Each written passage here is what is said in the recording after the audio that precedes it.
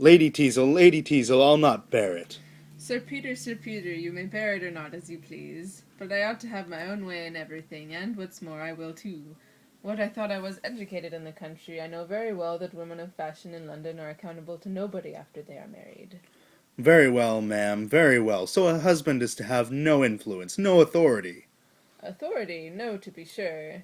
If you wanted authority over me, you should have adopted me and not married me. I'm sure you were old enough.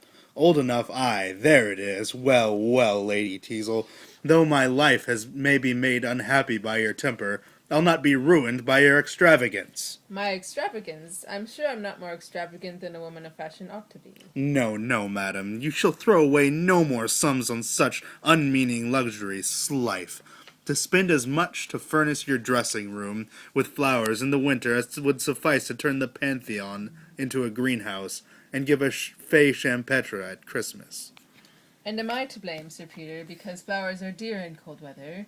You should find fault with the climate and not with me. For my part, I'm sure I wish it was spring all the year round, and that roses grew under our feet. Oons, madam, if you had been born to this, I shouldn't wonder at you talking thus, but you forget what your situation was when I married you. No, I don't. 'Twas a very disagreeable one, or I should never have married you. Yes, yes, madam, you were in somewhat a humbler style, the daughter of a plain country squire. Recollect, Lady Teazle, when I saw you first sitting at your tambour in a pretty figured linen gown, with a bunch of keys at your side, your hair combed smooth over a roll, and your apartment hung with fruits and worsted of your own working. Oh, yes, I remember it very well, and a curious life I led. My daily occupation to inspect the dairy, superintend the poultry, make extracts from the family receipt book, and comb my Aunt Deborah's lapdog. Yes, ma'am, 'twas so indeed.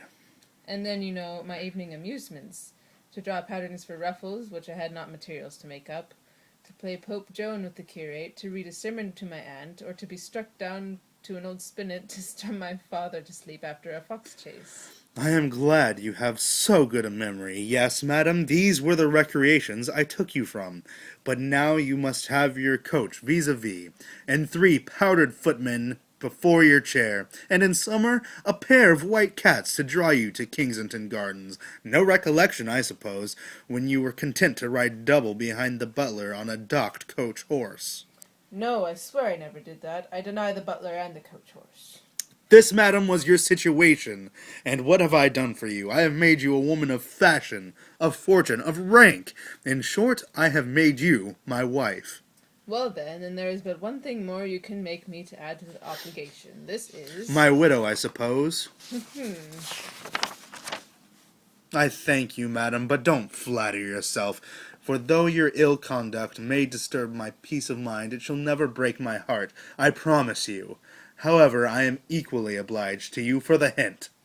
Then why will you endeavour to make yourself so disagreeable to me, and thwart me in every little elegant expense? Slife, madam, I say, had you any of these little elegant expenses when you married me?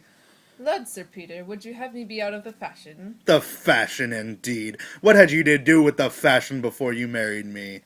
For my part, I should think you would like to have your wife thought a woman of taste. Aye, there again, taste. Zounds, madam. You had no taste when you married me. That's very true indeed, Sir Peter, and after having married you, I should never pretend to taste again, I allow. But now, Sir Peter, since we have finished our daily jangle, I presume I may go to my engagement at Lady Steerwell's. Aye, there's another precious circumstance. A charming set of acquaintances you've made there. Nay, Sir Peter, they are all people of rank and fortune, and remarkably tenacious reputation. Yes, egad, they're tenacious of reputation, with a vengeance, for they don't choose anybody should have a character but themselves. Such a crew! Ah, many a wretch has rid on a hurdle who has done less mischief than these utterers of forged tales, coiners of scandal, and clippers of reputation. What, would you restrain the freedom of speech? Ah, they have made you just as bad as anyone of the society. Why, I believe I do bear part with a miserable grace. Grace, indeed. But I vow I bear no malice against the people I abuse. When I say an ill-natured thing, 'tis out of pure good humour, and I take it for granted they deal exactly in the same manner with me. But, Sir Peter, you know you promised to come to Lady Sneerwell's too. Well, I'll call in, just to look after my own character. Then indeed you must make haste after me, or you'll be too late. So goodbye to ye. So I have gained much by my intended exposition, yet with my charming air yet with what a charming air she contradicts everything that I say, and how pleasantly she shows her contempt for my authority. Well, though I can't make her love me, there is great satisfaction in quarreling with her, and I think she never appears to such advantage as when she is doing everything in her power to plague me.